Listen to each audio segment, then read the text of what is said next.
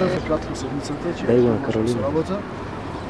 Бидејќи во просторијата кај што се одржува советот во големата сала нема средства за информирање.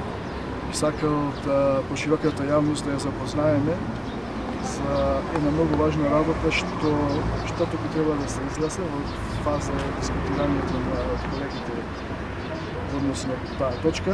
Се работи за точката од дневен ред предлог план за развојни програми на општина Прилеп за 2011 година.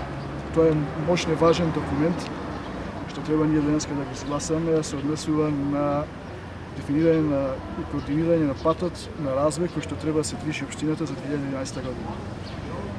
Најмногу што ни иритира е од несериозноста на надлежните органи што ги припремаат овие планови за развојни програми, што настапуваат подценувачки, не е ниту реализана советниците од опозицијата, подценувачки за сите граѓани во општина Прилеп, без разлика гласачи, симпатизери, партиски определени, сите граѓани. Такава несериозност во припрема на вакви важни документи досега не е видено и јавноста заслужува да биде информирана за тоа. Да не должам, ќе ви кажам кои се програми. Тоа се 5 програми дадени во планот, план за развојни програми, каде што во информатиката има една команда copy-paste, значи копирано од 2009-та, префрлено во 2010-та, по 2010-та во 2011-та. Стручните служби дури не се потрудиле да го сменат датумот, стои 2010 година, техничка грешка, секој прави грешка. Алармантно и загрижувачко е што до точка и запирка и мала голема буква е препишана од минатогодишниот план за развојни програми. И тој не го земаме за голем пропуст. Најголем пропуст што е?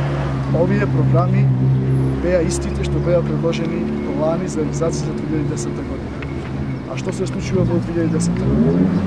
Имавме ребаланс во јули 2010 година. Развојна програма изградба на водоснабдителни системи за населени места во општина Прилеп.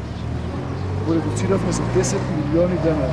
Тоа се водоснабдителни системи за околните места. Со ребалансот беше дефинирано дека оваа програма не е толку битна за граѓаните на Прилеп. Сега стават повторно во план. Развојна програма изработка за проект за дополнување на водоводниот систем Студенчица во кризни периоди. Со ребалансот комплетно избришан. Повторно ставаат во развојна програма за 2011 година. Дали несериозноста тогаш кога ја изфрливме со ребалансот и повторуваме се што повторно ставаме тука. Развојна програма изградба на подпорни ѕидови.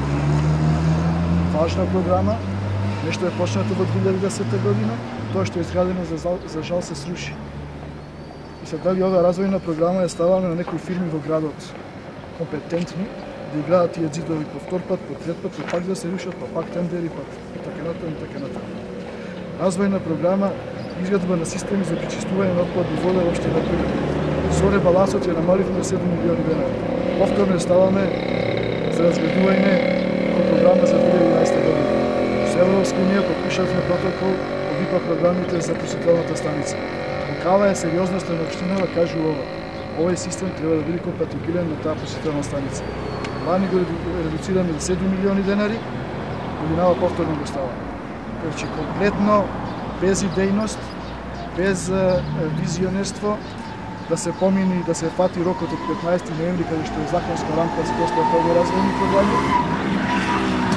Нашата советничка група не може да биде против развојни програми, што можете да направиме, че гласаме воздржани. Со надеж дека во наредниот ребаланс нема да се бришат овие програми, да се стават некои нови и да се класифицираат како помалку важни. Последно што сакам да кажам. Ланската година имавме проект за гасификација. Оваа година не е ни ставен. Лани ги сврливме од со ребалансот како небитен за општина Прилеп. Дали следите Куманово и Струмица што прават? Куманово е гасифициран, Струмица се гасифицира со собствени средства. Ние како локална самоуправа, како општина, се срамам да кажам пред граѓаните дека овој проект го дефиниравме како неважен за градот и лани го сврливме со ребалансот, годинава не ни го ставивме. Да не зборувам за пропусти, за непотполнување на таблици дефинирани од Министерство за финансии, многу аргументи во прилог на несериозноста на локалната самоуправа и на службите кои ги потврдуваат према ваквите документи, а најважно према граѓаните.